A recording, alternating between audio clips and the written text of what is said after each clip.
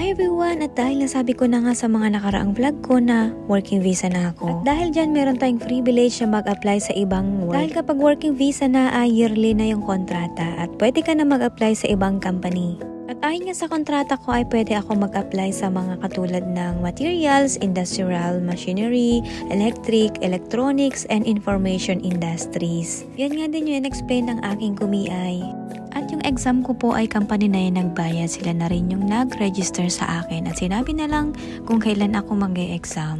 Sa pagkakaalam ko lang, pag nag-exam ka ng Prometric, iyon, mayroon kang privilege na mag-apply sa ibang category. Hindi lang ako sure sa mga hindi nakapag-take ng exam, katulad ng Prometric, kung pwede silang mag-apply sa ibang category. Kaya masasabi kong magandang privilege din ito kapag working visa ka na. Pero kung gusto mo naman mag-apply sa ibang category, wala namang problema basta mag-take ka ng exam at kapag naipasa mo yun, pwede ka nang lumipat. Pero ikaw yung magre-register at ikaw na rin ang magbabayad.